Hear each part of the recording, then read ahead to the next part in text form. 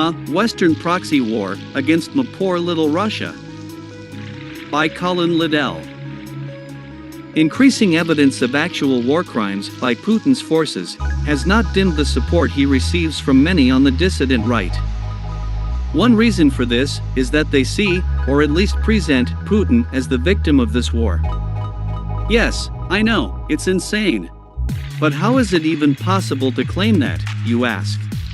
After all, wasn't it Putin who sent around 200,000 troops over the border back in 2022 in an attempt to annex a country of over 50 million people?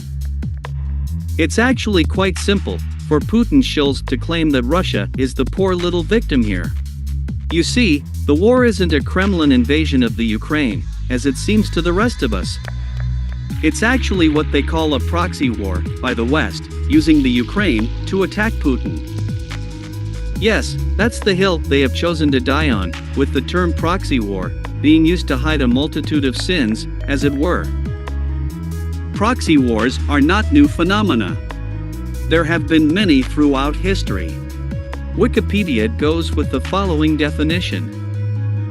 A proxy war is an armed conflict between two states or non-state actors, which act at the instigation or on behalf of other parties that are not directly involved in the hostilities. In order for a conflict to be considered a proxy war, there must be a direct, long-term relationship between external actors and the belligerents involved. The aforementioned relationship usually takes the form of funding, military training, arms, or other forms of material assistance which assist a belligerent party in sustaining its war effort. Yes, Western assistance for the Ukraine has some characteristics of a proxy war: funding, military training, arms, or other forms of material assistance. But there are also problems with regarding the war as a proxy war. The Russian state, you see, does not have a proxy in this war, because it is directly involved in the war itself. For a war to be a true proxy war, both sides need to have a proxy. Yes, you need at least 4 parties involved. The Vietnam War was initially a proxy war, with America, 1, backing the South Vietnamese government forces, 2, against the Viet Cong, 3, who were backed by the Communist North Vietnamese, 4, and the Russians, 5. But over time it changed to a direct war of America against the Viet Cong and the North Vietnamese, with around 1 million boots on the ground. In order to get out of it, the USA had to change it back to a proxy war, which its proxy then went on to lose in 1975, some years after the US forces pulled out. Back to the present example, you might claim that Russia had a proxy in 2014, when parts of the Ukrainian Donbass were seized by so-called Donbass separatists. But that was just the image of a proxy, as it was clear that there was little that was organic or authentic about those separatists, most of whom were little green men working directly for the Kremlin or were employed by the Kremlin-controlled Wagner mercenary group. But at least, the Kremlin state was trying to seem like it had a proxy. Last year, however, Putin dispensed with proxies altogether, and straight out sent in most of the available Russian army, which then got a bloody nose around Kiev.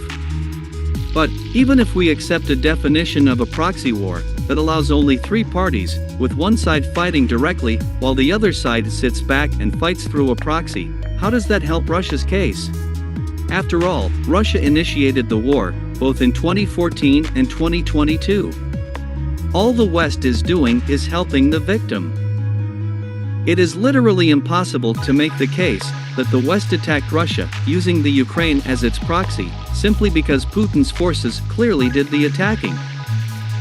The best that the Putin shills can come up with is to stretch the truth and claim that the proxy attack by the West actually involved provoking Putin into striking the first blow.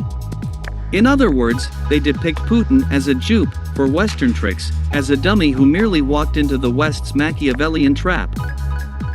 If they really believed that, the sensible thing would be for them to advise Putin to immediately walk out of the trap, which would mean returning to the pre-war status quo. But, oddly enough, I never hear any of the Putin shills suggest that. No, the case they make is this. Putin is the totally innocent victim of Western aggression, and he should keep the large chunk of the Ukraine that this violent attack on him placed in his hands. If you think you've heard this before, that's because you have. This is just the alt-right narrative that Poland somehow caused Germany to invade it in 1939, recast with new actors. Really, how stupid do these people think you are?